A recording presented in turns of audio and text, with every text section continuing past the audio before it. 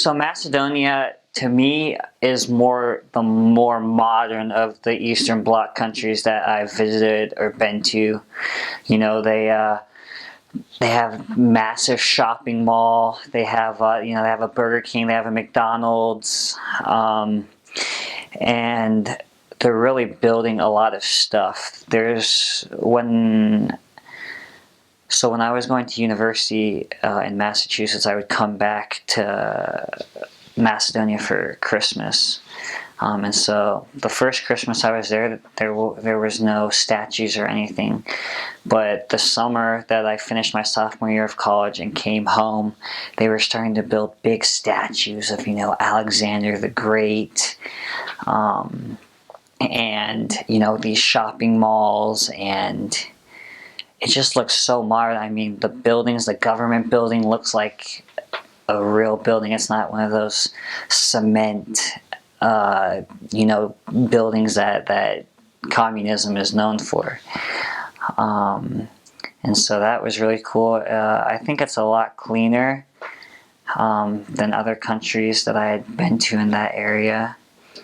So that was nice. And the driving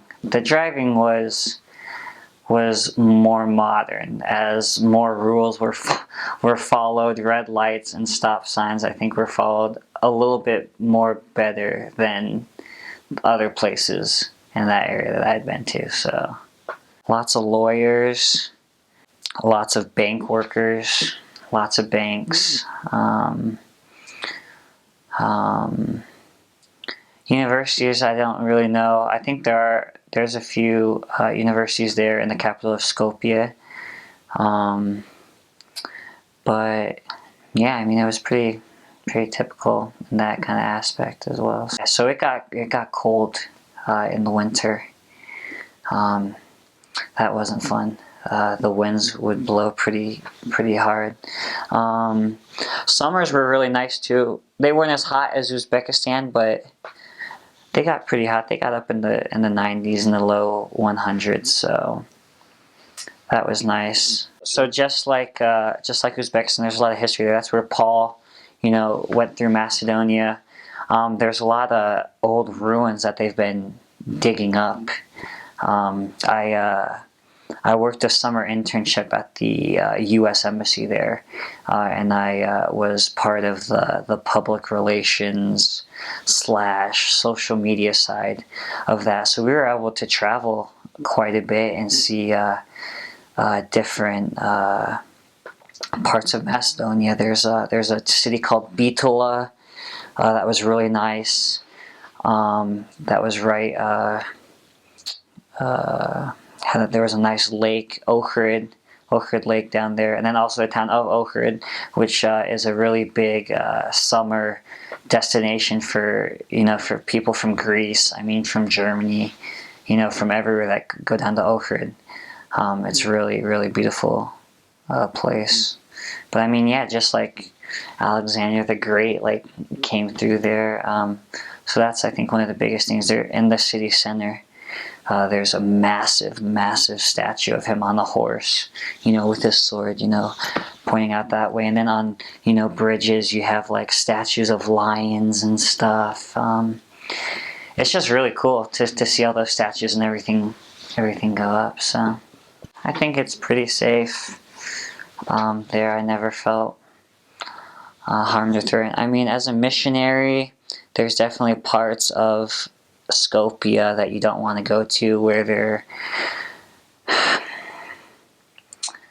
I don't want to use the word radicalized Islam, but there's people who push the boundaries of Islam and what its true meaning is. And so you definitely don't want to go there as a missionary, but I think as a foreigner that you would be okay going there. They have lots of shops in that area where they actually sell unique jewelry. There's a store there that sells butterfly pins.